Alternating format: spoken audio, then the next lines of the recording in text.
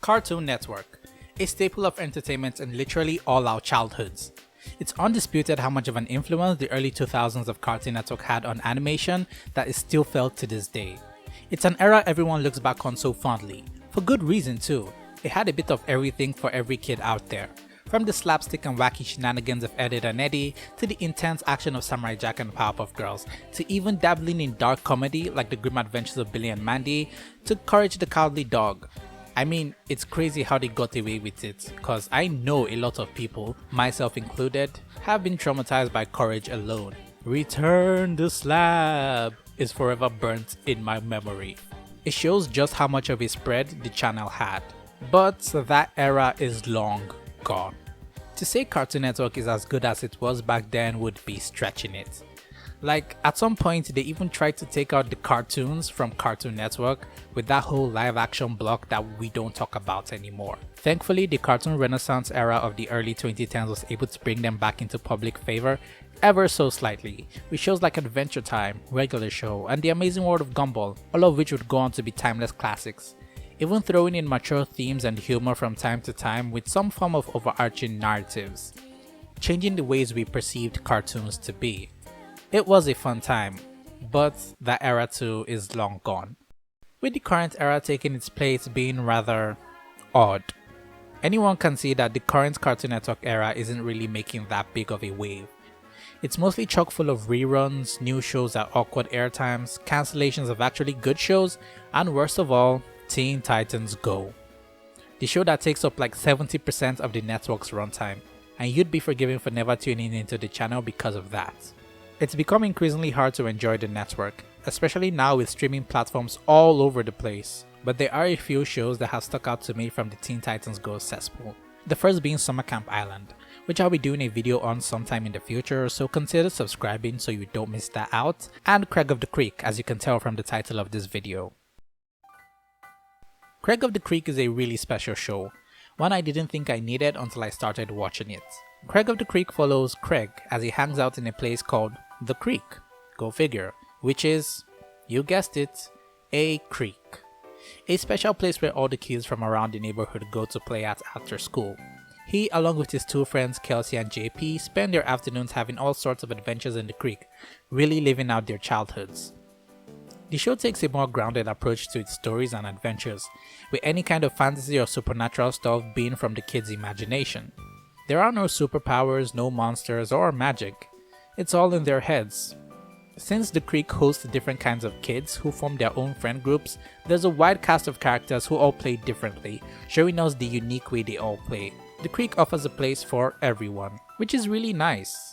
Craig of the Creek does something I don't see a lot of modern cartoons do these days. It's able to somehow perfectly capture the spirit of childhood in a way that is childish enough to keep kids entertained while making it engaging enough for adults to relate to.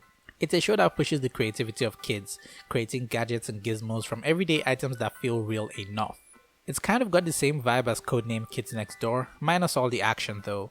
The main message of Craig of the Creek is friendship, and how every kid can come together and play regardless of their backgrounds. Everyone's an equal. Even in the show itself, there are several occasions where kids from vastly different friend groups come together to have fun, and it is just so wholesome. The theme of friendship serves as the foundation of a lot of the messages the show gets across. Our main trio are best friends. Their friendship is almost unbreakable, but even then they bicker sometimes, they have disagreements and just butt heads, but in the end they talk it out and get to understand each other and even get closer as friends. Like in one episode, Craig spends several days indoors engrossed in a video game, and when he returns to the creek to meet up with his friends, they are pretty upset about it, thinking he ditched them for games. Yeah, he didn't communicate with them during the days he was indoors playing games, but they on the other hand felt entitled to his personal time and space, and they all express themselves and get to understand each other better. It might not seem like a big deal to you, but that is low-key an issue a lot of us older people don't seem to get. We often feel entitled to the time of our significant other or friends and get upset when they say no to hanging out or just doing stuff together. And it's pretty inspiring that literal children can figure this stuff out.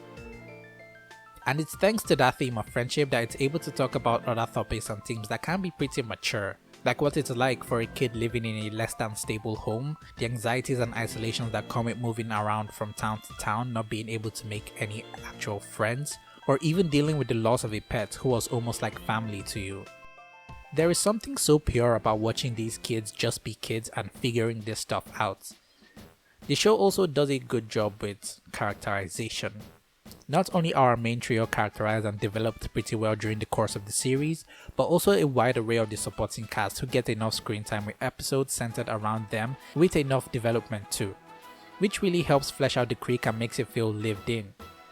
I'd also like to add that the show does a pretty good job with representation. The kids of the Creek are pretty diverse and feel like actual characters instead of set pieces. Them being from certain ethnicities to religions isn't their whole character. In fact, it doesn't even matter. And it shouldn't, because even the kids themselves play with whoever regardless. With the almost slice of life direction the show goes in, it's able to spend its time on characters who might have shown up in previous episodes as cameos or had other roles. But just because there's a slice of life aspect to it doesn't mean there isn't some kind of story, which is fed to us in little episodes that span across the 5 seasons, which I won't be talking about because honestly it takes a backseat to the feel-good nature of the show, but it's still pretty good at driving in those themes of friendship and even more. Overarching stories are something of a norm these days in kids shows, which tends to also take on a darker side to things. We have reached a new age where there seems to be a sort of surge in dark and heavy storytelling in kids shows. Don't get me wrong, it's not exactly a bad thing, but it has sort of warped the perception of the new status quo. Shows like Adventure Time, Gravity Falls, The Owl House and Amphibia are examples of this. What starts out as a seemingly bright and cheerful show gets darker as the plot thickens. And it's great, honestly. It feels like they're pushing boundaries in children's media, but at the same time also feels like they might be trying too hard. And it's gotten to the fans too. With the success of The Owl House, Infinity Train and Amphibia, fans began to crave more and more of these type of shows with dark undertones. So when a new Disney show came out, The Ghost and Molly McGee, there were a lot of salty people that were upset it didn't have any dark and deep lore behind it since it had to do with ghosts and the supernatural. The same thing with the 4th and unfortunately final season of Infinity Train, which, compared to the previous seasons of the show, was pretty tame and surprisingly enough not having any traumatizing death scenes. But Craig of the Creek doesn't have anything like that.